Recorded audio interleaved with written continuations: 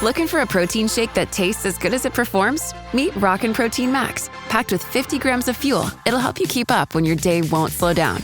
And because it's always creamy and never chalky, every sip tastes great. Even better, it's lactose-free and has 0 added sugar. It's not every day you find a protein shake you actually want to finish. Catch Rockin' Protein in the dairy cooler at a store near you. Rockin' Protein and Shamrock Farms are registered trademarks of Shamrock Foods Company.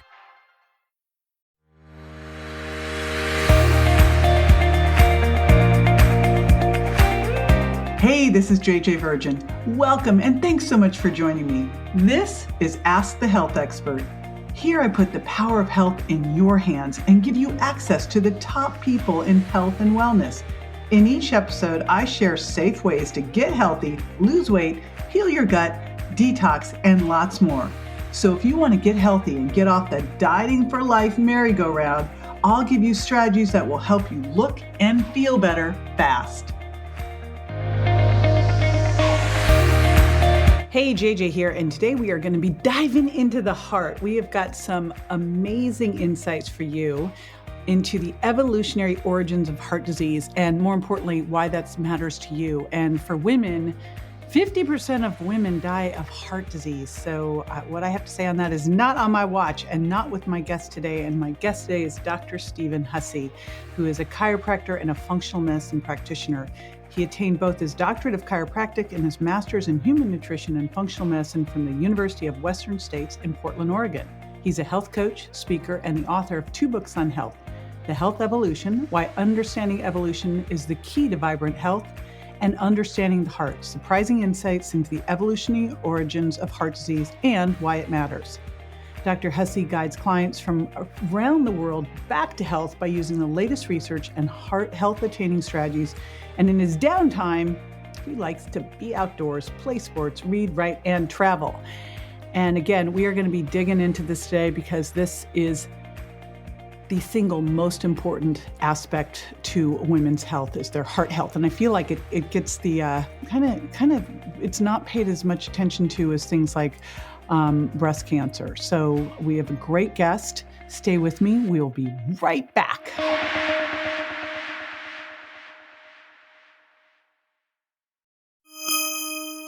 Dr. Stephen Hussey, welcome to the show. Happy to be here. Thanks for having me. Well, this is a topic I just think doesn't get enough attention to it. It's like the number one killer of women, and everyone seems to ignore it. And I'm not quite sure why, but I'd love to know how you got interested in heart disease. Yeah. So, I mean, like many people in this space, it's my own health journey, really, that kind of forced me into being passionate about heart disease. As a child, I had a lot of inflammatory conditions that were unexplained by my doctors, everything from chronic hives to inflammatory bowel disease to asthma to allergies, all kinds of stuff. Ultimately ended up with autoimmune type 1 diabetes. And, I found out throughout the years that heavily predisposes me to cardiovascular disease. And so throughout my all my learning, whether it was formal or informal learning or independent research, I've been really interested in heart disease and what causes it and how to prevent it. That makes sense. So, there's been a lot of talk lately, and I have my own thoughts on this because you hear the research that only 12% of the population is metabolically healthy. And then you hear that was before the pandemic. And then I started to look into what they called metabolic health. And I'm like, I don't think that's optimally healthy. So let's talk about, first of all, how you define metabolic health. Yeah, I mean, I could even step back and say, how do I define health? And that's the ability of the body to adapt to different situations, whether that's your nervous system adapting or your metabolism adapting to different fuel sources. But I would define metabolic health as the ability of the body to readily go back and forth from burning different fuel sources, and not have to have an adaptation period like people who go on ketogenic diets. They have to have this, 2 to 6 week period where they have this keto flu because their body has forgotten to learn how to burn fats. So metabolic health would be not having that period, and you can go back and forth from burning carbohydrates and fats easily. But also from a very, testing standpoint, it would be low triglycerides and low fasting insulin. That All would, right. And to me, define when you say that low triglycerides, what your ideal number is. yeah. So for me, it'd be less than 100.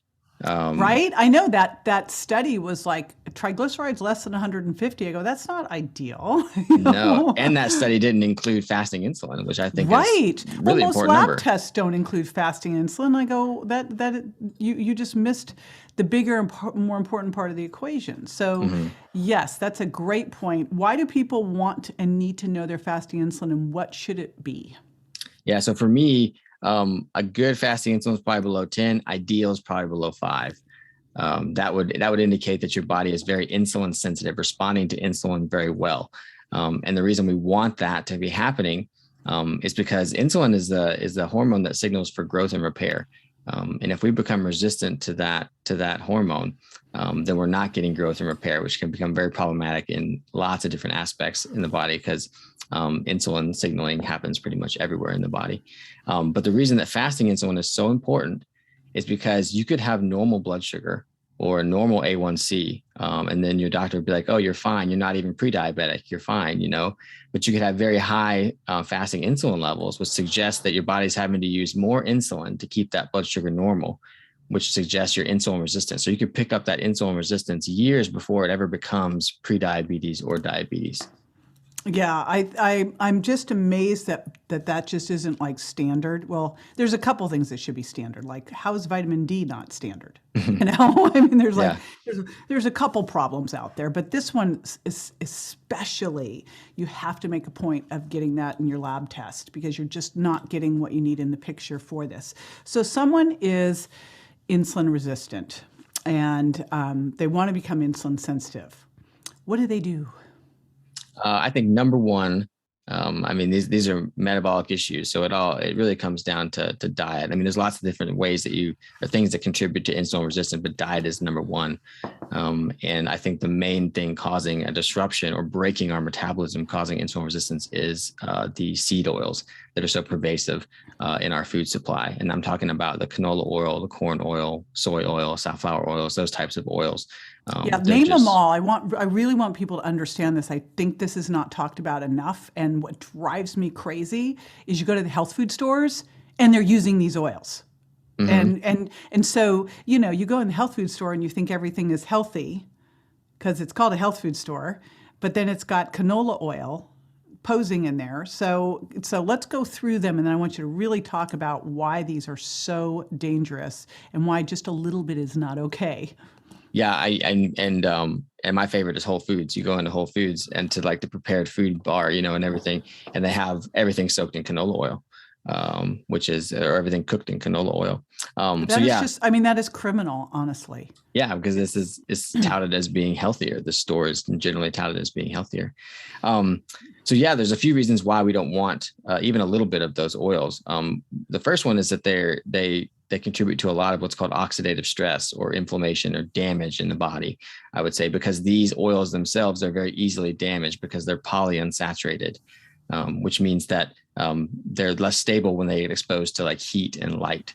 And so somewhere along the line, they've been transported in a hot truck, or they've been exposed to too much light. And so they become oxidized, and they become this damaging molecule when they get into your body. But even when they get into your body, if they weren't oxidized, they're very prone to oxidation. So even as they get metabolized or as they're exposed to other free radicals and things in our bodies, they become oxidized and then contribute to this bigger issue, which is oxidative stress and inflammation. So that would be the first one. You can measure, peroxidation of different fats in the body if you wanted to look for that kind of stuff. But to me, the bigger issue is that when you look at how these oils are metabolized in our cells, in a way that, would allow us to make energy, when these specific oils are metabolized, they seem to break our metabolism. They seem to send signals to the fat cells that tell the fat cells to be insulin sensitive, which makes them take in more energy and get bigger and bigger, which can lead to weight gain. But also when that happens, the body sends out signaling molecules, fatty acid signaling molecules, to the rest of the body, telling it to be insulin resistant. And that becomes the issue in the endothelial cells and the immune system all over the body. If we're insulin resistant, our body's not functioning like it's supposed to. So that's the bigger issue.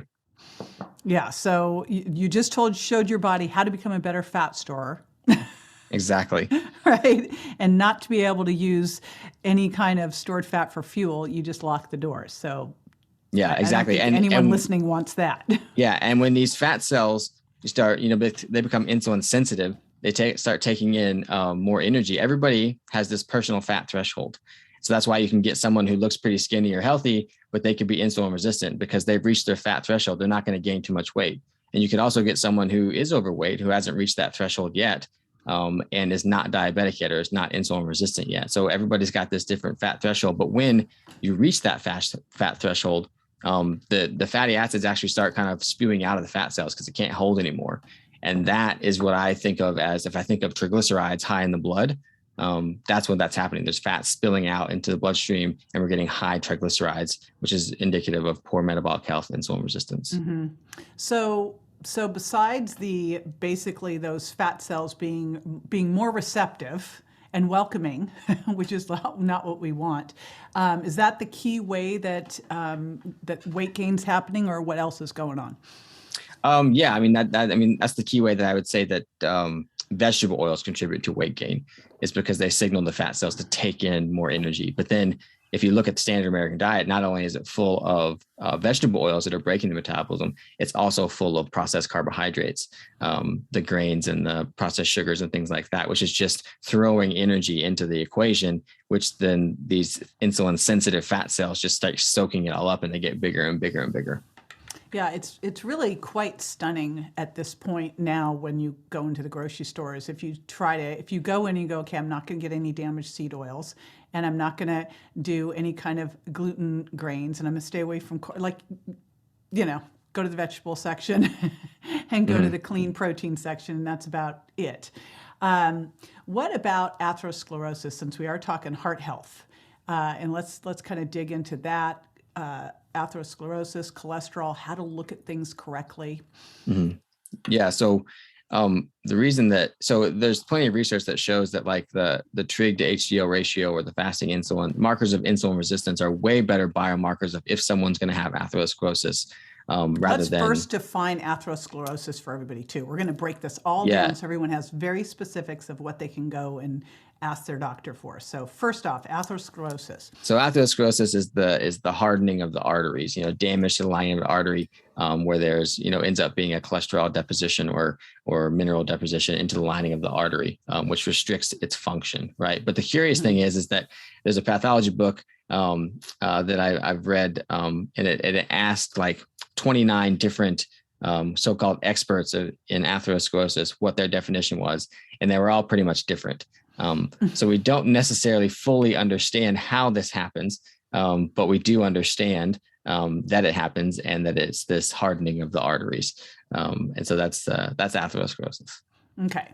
And how does cholesterol play into that? And what should we really be looking at? Because you talked about the triglyceride to HDL ratio. Like, I'd love to have you break down those different numbers that people should be looking at, and understand how they impact heart health. Yeah, so the trig to HDL ratio is an indicator that we're insulin resistant. So our triglycerides, like we mentioned before, we want lower than 100. HDL, I would want 50 or higher. But the ratio between the two is important. So we take that ratio. It should be, if we take triglycerides divided by HDL, it should be 1.5 or lower. That would indicate, good metabolic health. One thing that would indicate good metabolic health. And so the reason that that's relevant is because we're not looking at total cholesterol or LDL, which is what everybody's so hyper focused on. And when we look into that, there's really no sound evidence that those things on their own being elevated is indicative of any type of more heart disease or more heart attacks or whatever. And that's such an important note, because that is still the thing that they're trying to drive down, when some studies show that could create more problems. Exactly. So. And some of the drugs they use to drive that down have been shown to actually create atherosclerosis because they inhibit, the formation of K2, which is important for getting minerals where they need to go, which is not in the lining of the artery. It's in the bones and things like that. Right. But the reason that this marker of insulin resistance is so good at predicting whether or not someone's going to have atherosclerosis, which is one form of heart disease, is because the key to atherosclerosis is that we get damage to the lining of our arteries. This is just it almost normally is supposed to happen. We get normal wear and tear. We can't get too much of it in today's world when we have all this, chronic stress and toxin exposure and poor diet and stuff like that can lead to these insults to the lining of the artery. And the lining of the artery is supposed to be able to repair itself from this general wear and tear. However, the repair of those endothelial cells, the cells that line the artery, is dependent on insulin signaling. And so if we become insulin resistant, then we get that damage to the lining of the artery, and it cannot repair itself fast enough or at all because it doesn't have insulin signaling or proper insulin signaling. And that leads to this inflamed, damaged area that keeps kind of perpetuating. And so the body has to make a decision. It says, okay, we can just let this keep going and the artery will rupture, which would be a very bad thing because then we'd bleed out, or we could repair it with something else, and so it takes cholesterol and other molecules, calcium, things like that, other minerals, and almost uses it as spackle to repair this lining or patch up this lining of the artery. That's not the best fix long-term, but it's the fix in the moment that works. And if we keep getting that damage, we'll keep getting more and more of this buildup, of this narrowing of the artery and this repair. And that's when we get pretty advanced atherosclerotic disease. Yeah, I have a buddy who is a cardiovascular surgeon who stopped doing that because he said, I was going in and doing angioblasts and trying to fix this, and I would fix it, and then they'd go back, and then they'd come back and I have to fix it. He's like, we weren't getting anywhere, It's like, so you really have to make those shifts. How would someone know that they have this issue right now? How would someone know how much damage they currently have? As far as damage to the lining of an artery, there are certain markers you can take, like the LPP-LA2 or myeloperoxidase are two markers you could take in blood work that would tell you, help you assess, how inflamed the lining of the artery is, or arteries are in general. But you could also look at your levels of oxidative stress or inflammation in the body. So you could look at a high sensitivity C-reactive protein. You could look at a GGT, which is a liver enzyme that suggests more oxidative stress in the liver. And there's lots of different other things you could do, markers of DNA damage, or like I was talking about before, markers of lipid damage, these different things that suggest oxidative stress. But one that's become more popular recently is a CT scan called a CAC score that people can take of their coronary arteries, their arteries in the heart.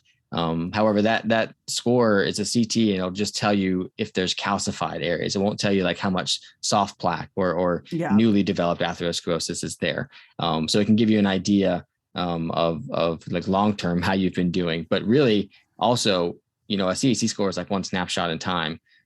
It's really more useful if you have multiple ones to see how you're going. Because I've had people who say, or have come to me and said, I've been doing all the right things for years now and trying to reverse, or get better health or whatever. And I get a CAC score and it's like 200. What's going on? It's like, well, how do you know it didn't start at 800? Because you just have this one score. So I just remind people of that. Yeah, I think what's important here is that you've got to go beyond the basic blood tests that you're getting. Yeah, that definitely. There's a lot more to look at. I'm going to dig more into that and more about what you can do about this right after the break. We'll be right back. This episode is brought to you by Redfin. You're listening to a podcast, which means you're probably multitasking. Maybe even scrolling home listings on Redfin, saving homes without expecting to get them. But Redfin isn't just built for endless browsing. It's built to help you find and own a home. With agents who close twice as many deals, when you find the one, you've got a real shot at getting it. Get started at redfin.com. Own the dream. All right. So what I would love to know next is, so someone has some damage, and can you reverse this damage? Well, interestingly, yes, and I'm living proof. So I actually, one of the things that got me interested, and I'm type 1 diabetic, I'm heavily predisposed. I actually got some atherosclerotic damage in my lower leg or my leg, upper leg, causing lower leg symptoms, kind of peripheral artery disease. And I implemented some different things, and I have now reversed that damage. So I'm happy to say that, yes, you can, and I'm living proof, but I'm not the only one. All right. Yeah. You can't just say I implemented some things. Now, I'm going to dig in and go. And so those things would be what? Yeah. So those things would be, when I think about the things that cause heart disease, it's the poor metabolic health, which my metabolic health has been good for a long time because I'm strict about that and diet and stuff. But it was also oxidative stress. So things that cause oxidative stress. So that can be diet, but it can also be toxin exposures in your environment. It can also be chronic psychological stress. These things that contribute to inflammation and oxidative stress. So when I look at the 5 big things in your environment, you should pay attention to reduce your amount of environmental toxins you're exposed to. It's your food, it's your water, it's your air, it's your cosmetics, and your cleaning products. Those are 5 big areas you want to make sure that the things you're using are the least toxic as possible. The least amount of plastics, the least amount of pesticides sprayed, filtering your water, filtering your air, all those types of things. Is there mold in your house? All this different stuff can contribute to inflammation and oxidative stress in your body. And that's the stuff that destroys the lining of the artery. And so it was looking into my environment there, but then also I think the biggest thing I did was the use of infrared sauna. And so, how many days a week are you doing infrared sauna? At least 5, if not wow. every day. Holy smokes. Yeah. And I upped it because I was doing it a little bit, before, but I upped it quite a bit when I got that diagnosis. So, what did you see happen from that? I love that so much. I have a sunlight and infrared sauna, but I do not use it 5 days a week. Oh my gosh. I'm and I haven't figured out how to travel with it. So that's the other problem. That's rough. That's rough. It's not very portable. So what have you seen happen with that use of the infrared sauna, and how long are you using it for? Yeah. So I use it for about 20 minutes every day. And I have the little relaxed far infrared sauna. So it's pretty concentrated. It's not like a big space. And it gets you hot really quick. So one of the things the sauna does is it detoxes you, which is helping me get rid of those environmental toxins that no matter how hard I try, I'm going to be exposed to. But the other thing is that it energizes the water in my blood, which helps it form structured water onto the lining of the artery. And structured water on the lining of the artery does 2 things. One, it promotes blood flow. And it might be the main reason or the main way by which blood moves. And the second thing is that the way that it structures itself, it forms a protective barrier on the lining of the artery, which nothing can really penetrate besides small hydrated ions. So small hydrated minerals, pretty much.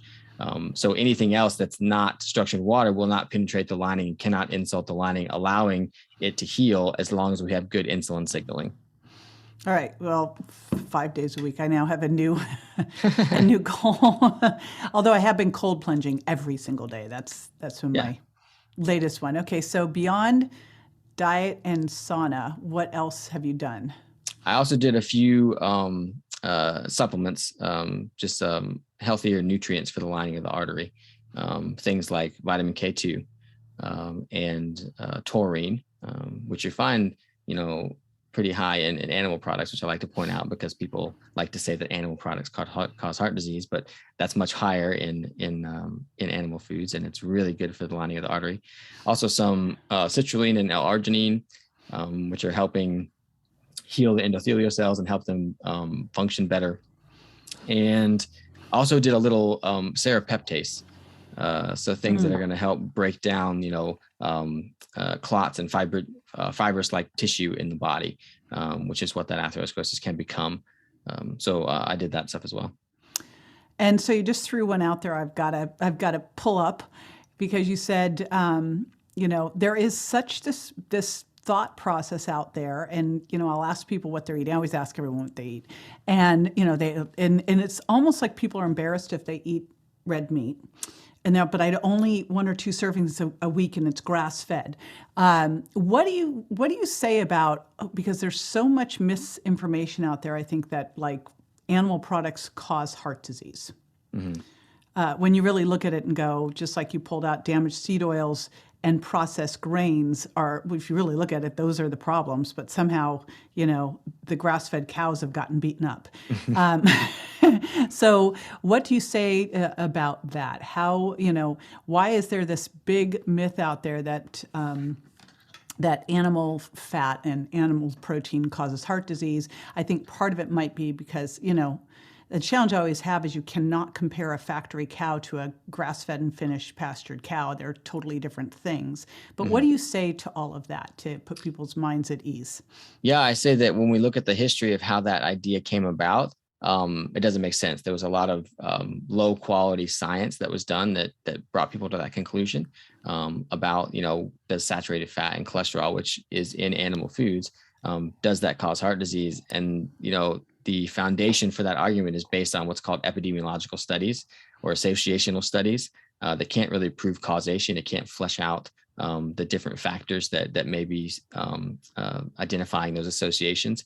And then when you actually look at it, when that theory was tested, like in the 60s, and they did do clinical trials and stuff where they had people replace saturated fat with unsaturated fat, they did not get the result they were expecting. In fact, the people who ate more unsaturated fat had more heart disease and more all-cause mortality. And so, but by that time, this theory had taken off. There was a lot of money and support pushing this theory along, and so it kind of stuck until the science started coming out even more and more, and people started pushing back, and we're starting to see more and more evidence now that this is not the case. And unfortunately, it's almost like conventional wisdom now that people think that animal foods cause heart disease, which is a travesty to me, because animal foods, in a population that is severely undernourished, yet overfed, animal foods can be that food that provides you a lot of protein, a lot of minerals, a lot of good energy source in the form of fat, and people are avoiding it. And it's really sad to me because we need it more than ever now. Right. Yeah, I've been doing a bunch of interviews for a summit I'm putting on, What to Eat, When to Eat, and Why. And I've been asking all the speakers, like, what are the 3 foods you would take if you were going to a deserted island and you couldn't have anything, like there's no fish or anything else, and you could only have those 3 foods. And grass-fed beef with all of them. It's like the majority are like grass-fed beef.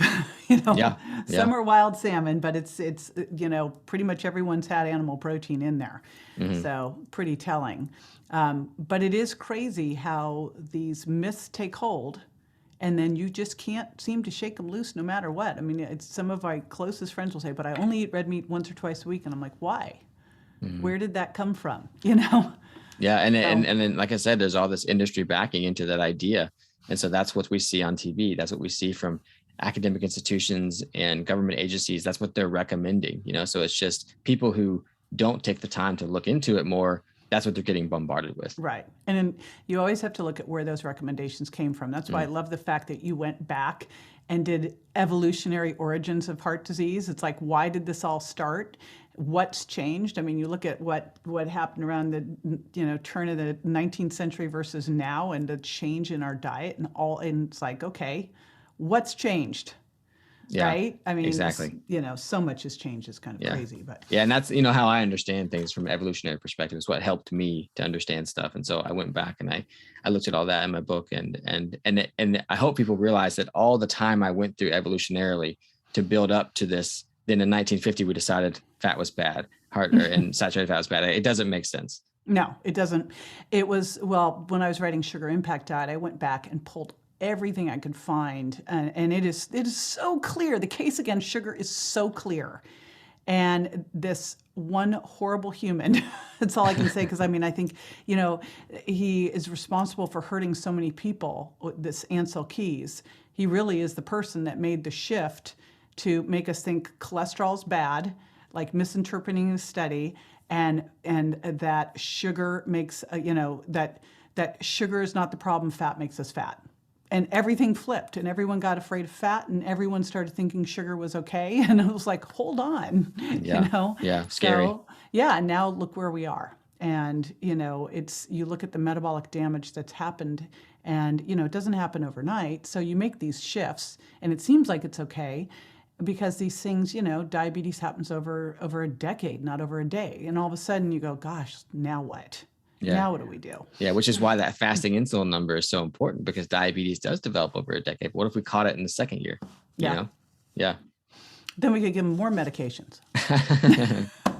That would be the approach of the the Western medicine, pre-diabetic medication, right? Yeah, It's like, yeah. oh my goodness. Yeah. All right, we won't even go down that path. Now, I know that you have a great handout for everybody, because it is confusing going to the store, and I think that, unless you know which oils you should be looking for, or shouldn't be buying, and which fats you should be looking for, what you should be eating, what you shouldn't be, one of the most therapeutic things you can do is, I call it making an oil change, kind of a play off a car, but it's really shifting fats and knowing what are the good fats and what aren't. So you've got a grocery shopping list with studies to back it up, right, that you're going to give everybody.